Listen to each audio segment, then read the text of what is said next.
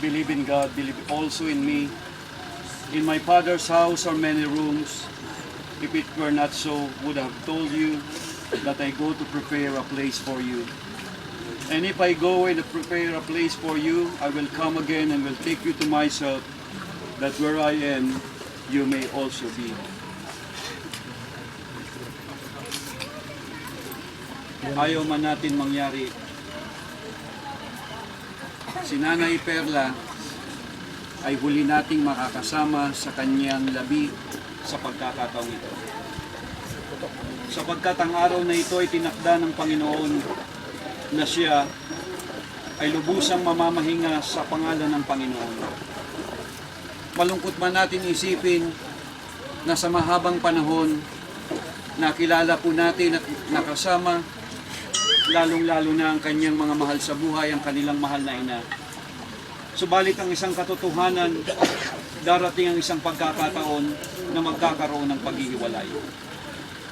Subalit ang pangako ng Diyos na kanyang ipinangako sa kanyang mga anak. Sinabi ni Jesus, I am the resurrection and the life. He who believes in me, though he dies, will live again. At ang pangakong ito ay ang pangakong pinangahawakan ng ating mahal na magulang. Ang pangakong ito ay siya ring magbibigay sa inyo, minamahal kong mga kapatid, ng kaaliwan na bagamat pansamantalang hindi natin makikita ang ating mahal na magulang, pansamantalang hindi natin siya makakasama, pansamantalang inalis sa atin ang isang masasayang sandali at pagsasama ng isang sambahayan na inagaw ng kamatayan. Subalit ang pangako ng Diyos, lahat ng sumampalataya sa kanyang pangalan ay pinangakuan ng buhay na walang hanggan. Minamahal kong mga kaibigan at mga kapatid, sa sandaling ito mga kapatid ay ating tinatanaw ang buhay sa kabila ng kamatayan. Pasalamatan natin ng Diyos sa buhay na ipinagkaloob sa ating mahal na magulang. Pasalamatan natin ng Diyos sa pagkakataon na ibinigay sa Kanya. Bagamat nalulungkot tayo sa pagkakataong ito sa pagpanaw ng ating mahal na magulang, subalit ang Diyos ay mahigit na panukala upang maranasan ang tunay na Kanyang panukala na makamit ang lubusang kaligtasan kay Kristo Jesus. Sa pagkakataong ito ng ating pangungulila, sa panahon ng ating pagdadalamhati, tinitiyak ng Diyos na kailanman ay hindi niya tayo pababayaan. Sa inyo na mga anak na naririto, nadarama ng Diyos ang inyong kalungkutan. Sa inyong mga kaibigan na naririto, nadarama ng Panginoon ang inyong kalungkutan. Subalit gusto kong sabihin sa inyo na higit na nalulungkot ang Diyos sapagkat siya ang pinagkakautangan ng ating mga hininga na siyang nagbigay at nagpahintulot at nagbigay ng buhay upang maranasan ang tunay na kaligayahan na inagaw ng karanasan ng kamatayan. Minamahal kong mga kaibigan, gusto kayong aliwin ng Panginoon sa inyong panahon ng pangungulila. Sinabi ni Apostol Pablo sa kanyang salita, mga kapatid, gusto naming malaman nyo ang katotohanan tungkol sa mga namatay para hindi kayo magdalamhati gaya ng iba na walang pag-asa. Naniniwala tayong si Jesus ay namatay at muling nabuhay, kaya naman naniniwala tayong bubuhayin din ng Diyos ang mga sumampalataya kay Jesus at isasama niya kay Jesus.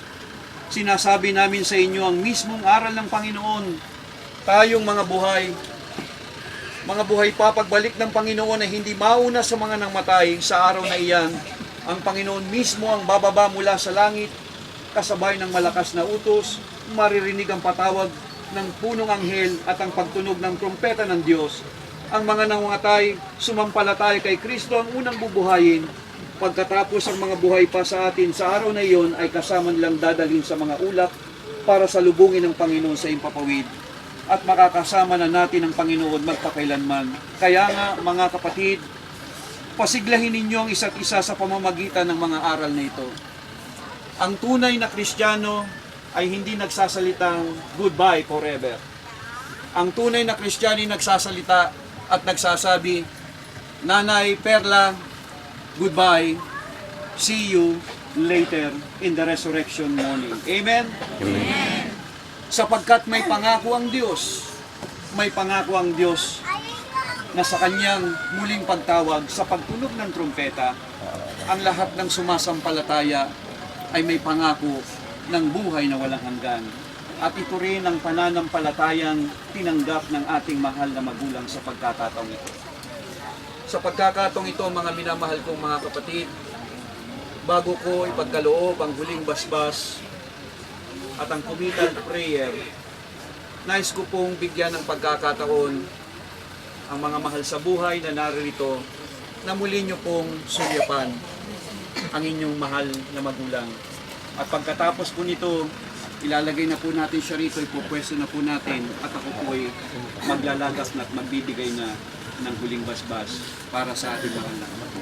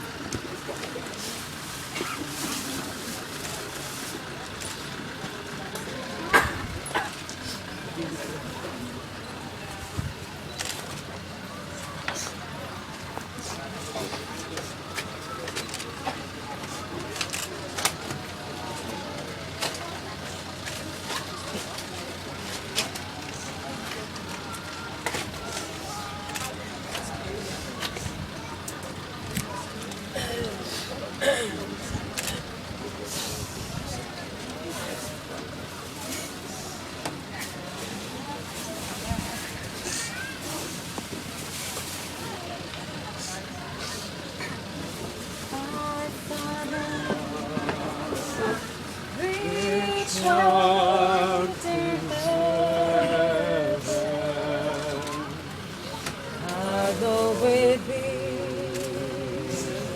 thy name, thy kingdom come, thy will be done on earth as it is in heaven. Give us this day our daily bread, and forgive us our debts as we forgive our debtors. And lead us not into temptation, but deliver us from evil. For thine is thy kingdom, and the power, and the glory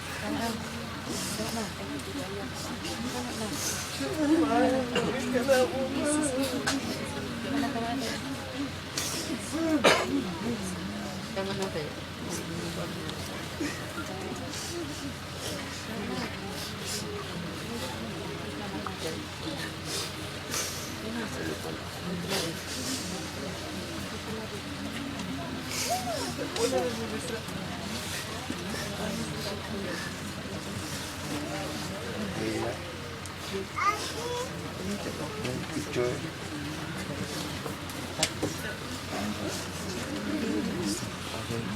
Ipatong nyo lang muna dito. Sige pa.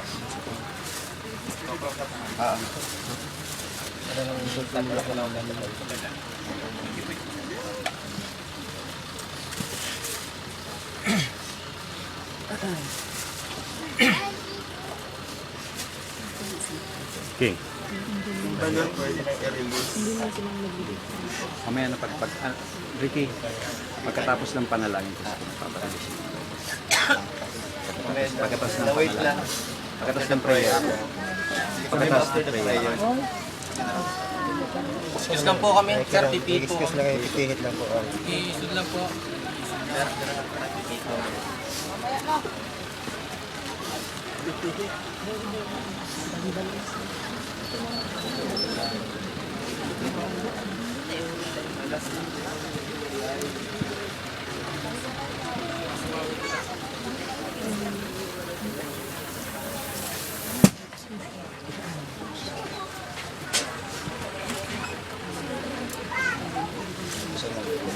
Sir, babalak po namin po.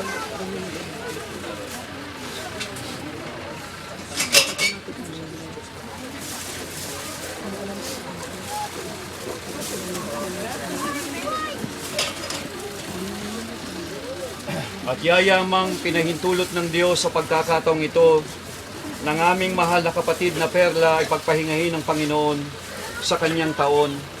Panginoon naming Diyos, aming pong mamimiss ang aming mahal na magulang na ito.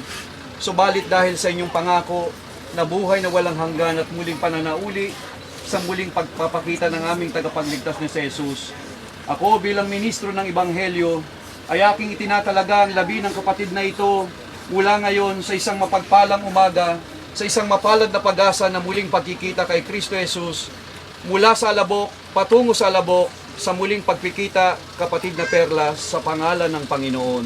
Amen.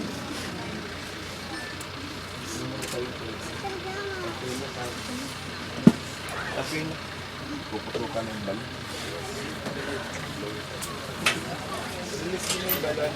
Ay, pwede na po. Okay na, okay na. Okay na po.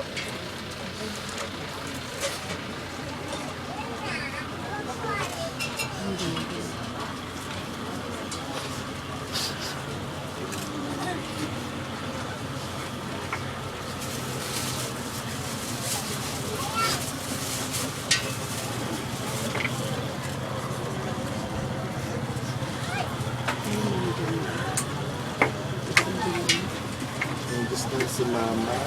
Ikaw sabi ng bulaklak. Hindi siya kasi tawag ng bulaklak. Ayaw kong sumain. Ricky, may awit pa awit.